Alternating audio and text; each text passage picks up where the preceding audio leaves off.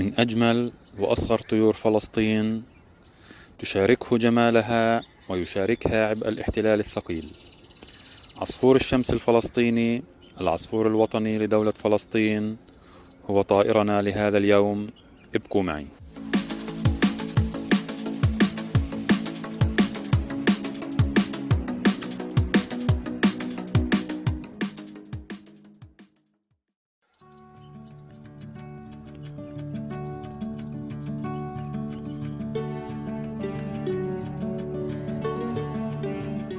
عصفور الشمس الفلسطيني من أشبه الطيور المنتشرة في المشرق العربي بالطيور الطنانة، إلا أنه ليس منها.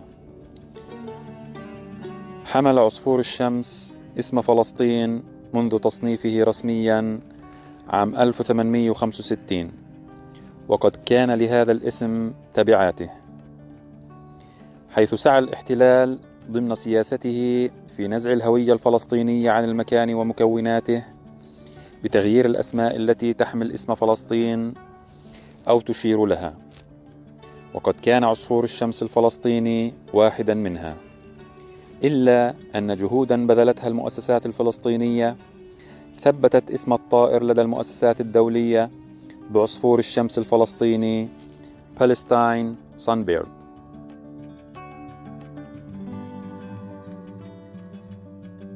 ويصنف الطائر في كتاب طيور الشرق الأوسط ضمن قائمة التميرات، وتضم 5 أنواع من التمير، ويحمل اسم التمير الفلسطيني.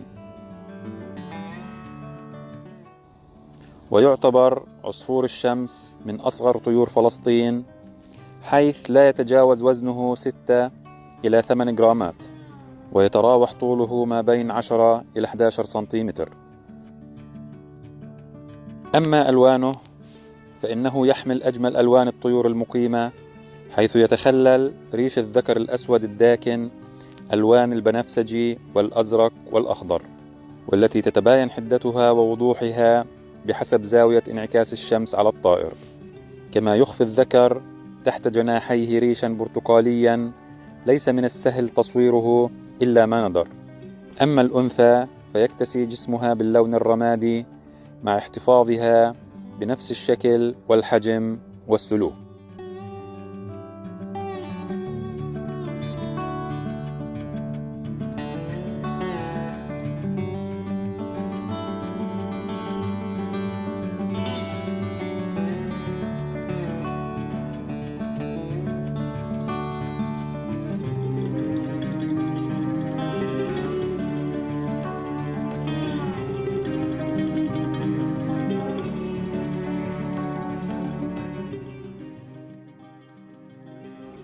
عصفور الشمس الفلسطيني طائر مقيم في أماكن تواجده غير مهاجر، ويتركز تواجده بشكل أساسي في فلسطين وجنوب لبنان، كما يمتد تواجده من فلسطين إلى أجزاء من سيناء والساحل الشرقي للبحر الأحمر حتى اليمن، وأجزاء من سلطنة عمان، كما يتواجد في مناطق متفرقة من وسط أفريقيا.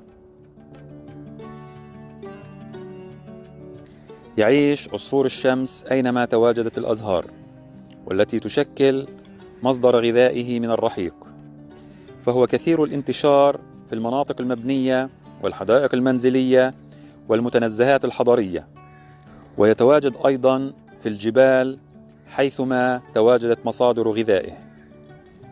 وقد اقتصر تواجده في القديم، كما تشير بعض المصادر، على مناطق محددة كانت تنتشر فيها أشجار الأكاسيا ذات الزهور الحمراء الكبيرة المليئة بالرحيق، والتي شكلت مصدر جذب للطائر. وبسبب اعتماده الكلي في نمط غذائه على الرحيق، فإن توزيعه المكاني يختلف من فصل لآخر خلال العام في أماكن إقامته، إلا أنه لا يهاجر ولا يتنقل لمسافات كبيرة.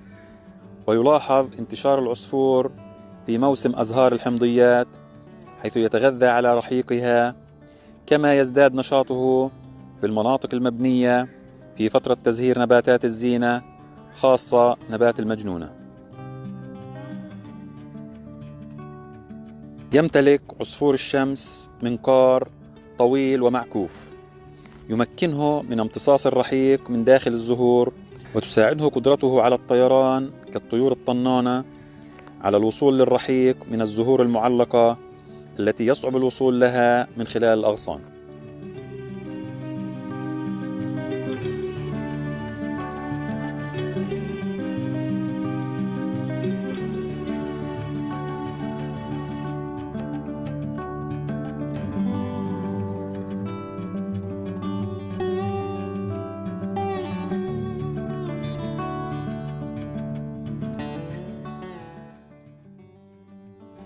صغر حجم الطائر واعتماده على الأزهار كمصدر لغذائه من الرحيق يعطيه سلوكا مميزا، حيث أنه دائم الحركة، ينتقل من غصن إلى آخر بسرعة كبيرة، ومن الصعب توقع اتجاه حركته، مما يجعل مهمة مراقبيه ومصوريه صعبة ومعقدة.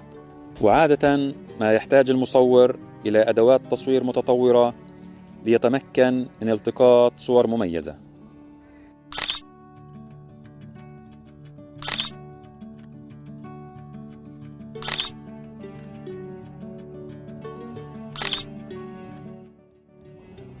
وأكثر ما يميز صور الطائر هو تغير ألوانه حسب الوقت وحدة أشعة الشمس وزاوية انعكاسها عن جسمه.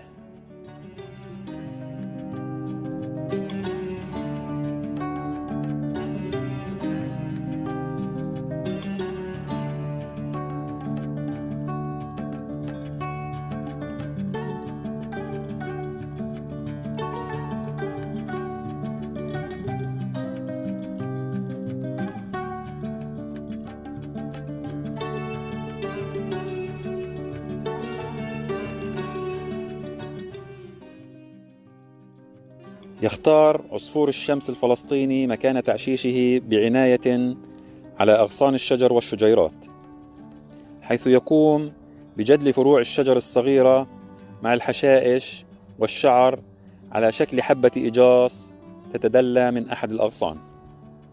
ويترك عصفور الشمس فتحة جانبية يستعملها للدخول والخروج من العش لإطعام صغاره.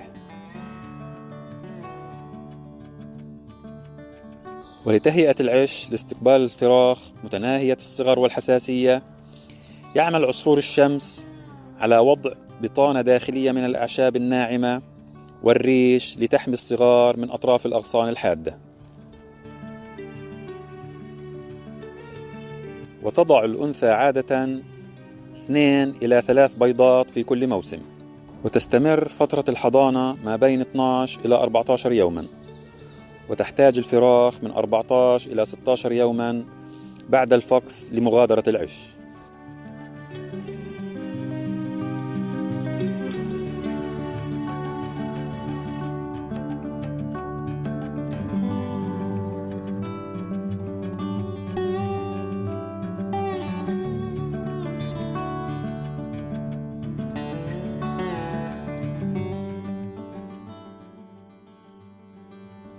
لا يعتبر عصفور الشمس من الطيور المهددة بالانقراض، ويساعده في الصمود في وجه تعديات البشر قدرته على العيش في البيئات المختلفة، حيث تعوض الحدائق المنزلية في البيئة العمرانية ما يلحق بموائله الطبيعية من تدمير، سواء بسبب النشاطات البشرية بما فيها من عمران وزراعة، أو بسبب ما يطلق عليه الاستصلاح الزراعي للأراضي الجبلية وتحويلها إلى أراضي زراعية.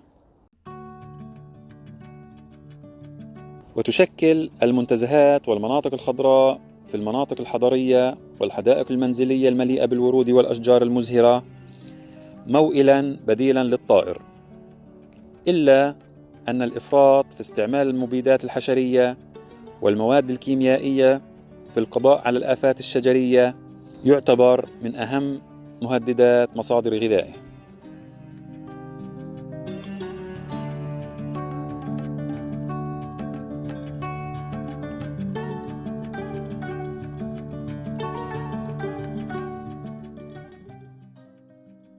إلى هنا نصل إلى ختام هذه الحلقة من نوافذ برية. والتي خصصناها لعصفور الشمس الفلسطيني، الطائر الوطني لدولة فلسطين. لا تنسوا الإعجاب بالقناة وتفعيل جرس التنبيه ليصلكم كل جديد. شكرا جزيلا لمتابعتكم، وإلى اللقاء في حلقة قادمة، مع تحياتي عماد دواس.